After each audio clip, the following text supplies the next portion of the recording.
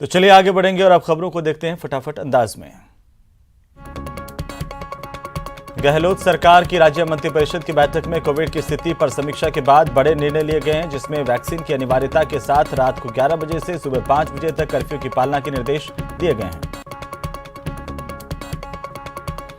Cabinet की बैठक में सिनेमा हॉल, थिएटर, मल्टीप्लेक्स के लिए दोनों डोज लगवा चुके लोगों को ही एंट्री मिलेगी। मॉल्स, दुकानें और व्यावसायिक प्रतिष्ठान रात को 10 बजे तक ही खोलने की अनुमति दी गई है। कैबिनेट की बैठक में यह फैसला किया गया कि ज्यादा भीड़ वाले आयोजन और शादी समारोहों में अधिकतम 200 लोगों के शामिल होने की अनुमति दी जाएगी। ज्यादा व्यक्ति होने पर 10,000 रुपए का जुर्माना लिया जाएगा। सीएम अशोक गहलोत ने उत्तराखंड में हुई घटना पर अपनी प्रतिक्रिया देते हुए कहा है कि बीजेपी शासित राज्यों में कलाकारों, पत्रकारों और कॉमेडियंस तक एनएसए और यूएपीए लगाकर के संविधान के धज्जियां उड़ाते हुए कार्रवाई की गई, परंतु उत्तराखंड में नरसंहार के लिए उकसाने के भाषणों के बावजूद कोई गिरफ्तारी नहीं हुई है। यह संविधान कानून व्यवस्था का मजाक बनाने जैसा है। जम्मू कश्मीर के कुलगाम और अनंतनाग जिलों में अलग अलग मुठभेड़ों में 6 आतंकवादी मारे गए हैं। ये सभी जैश-ए-मोहम्मद से जुड़े थे।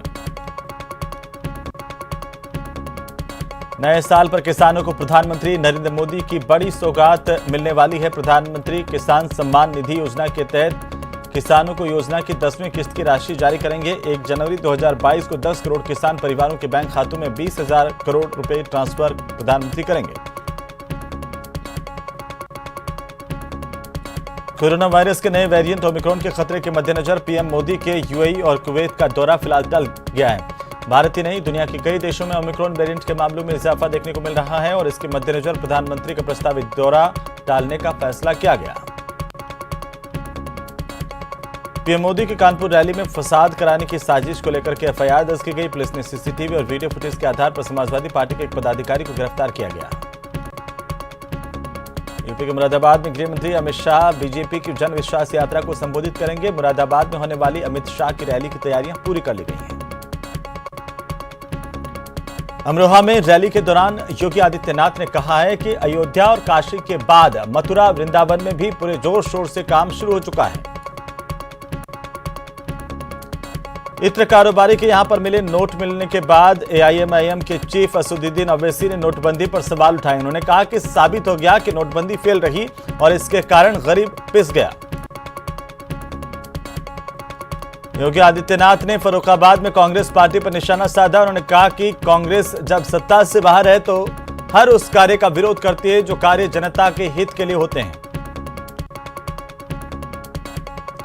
उधर मुंबई में फिर से कोरोना का विस्फोट हुआ है। एक दिन में 2,500 से ज्यादा नए मामले सामने आने से हड़कंप मच गया। धारावी में भी 17 कोरोना पॉजिटिव मरीज पाए गए हैं। बॉलीवुड एक्टर अर्जुन कपूर और उनकी बहन अंशुला कोरोना पॉजिटिव हो गए हैं। रिपोर्ट पॉजिटिव आने के बाद दोनों क्वारंटीन हो गए। उन्होंने अपने संपर्क में आए लोगों से टेस्ट कराने की अपील की है।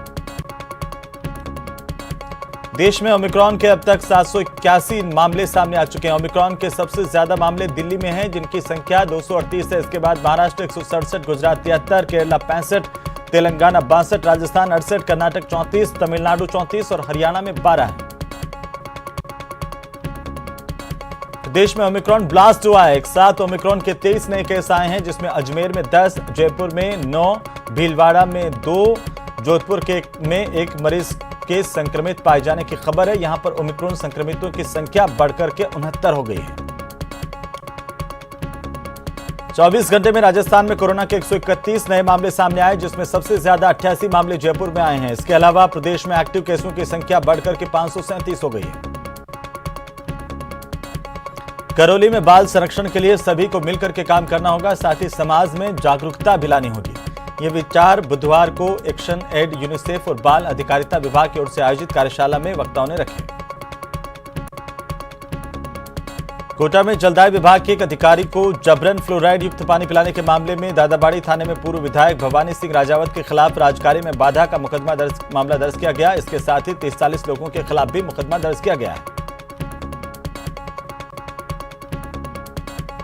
अलवर के मालाखेड़ा थाना पुलिस ने नाबालिग का अपहरण कर रेप के मामले में 2 आरोपियों को गिरफ्तार किया है।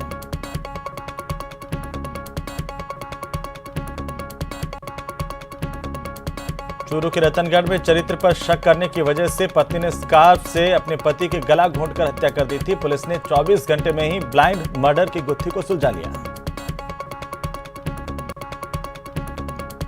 झालावाड़ जिले के रायपुर कस्बे में एक हार्डवेयर दुकान के गल्ले से 5 दिसंबर को अज्ञात व्यक्ति दिन दहाड़े 75,000 रुपए चुरा करके फरार हो गया था।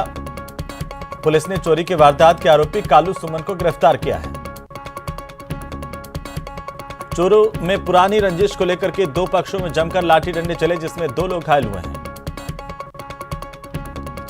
सरकारी टीचर की पत्नी का शव बांसवाड़ा के सिंबोली गांव में पेड़ पर फंदे से झूलता हुआ मिला। पुलिस ने शव को पेड़ से नीचे उतारा, पोस्टमार्टम करवा करके परिजनों को सौंप दिया। कोटा के बोरखेड़ा थाना इलाके में एक मजदूर की हत्या कर शव जलाने के मामले का पुलिस ने आखिरकार खुलासा कर दिया। हत्याकांड के बाद पुलिस को जिस शख्स ने सूचना दी थी वही हत्यारा निकला। बाड़मेर के सदर थाना इलाके में मोटरसाइकिल से जा रहे युवक से 2 लाख रुपए की लूट के मामले में पुलिस ने 24 घंटे में दोनों आरोपियों को गिरफ्तार कर लिया है।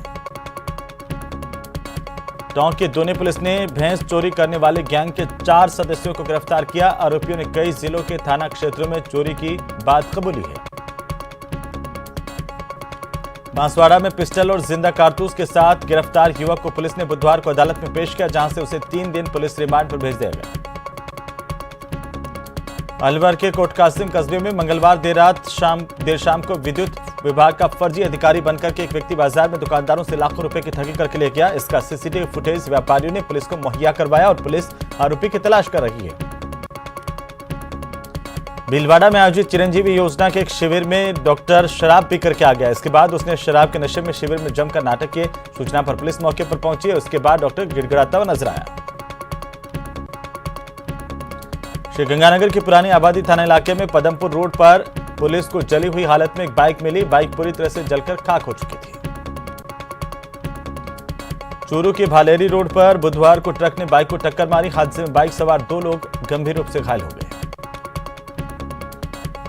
और खबरों में फिलहाल रुकेंगे एक छोटे से ब्रेक के लिए, जल्द लौटेंगे।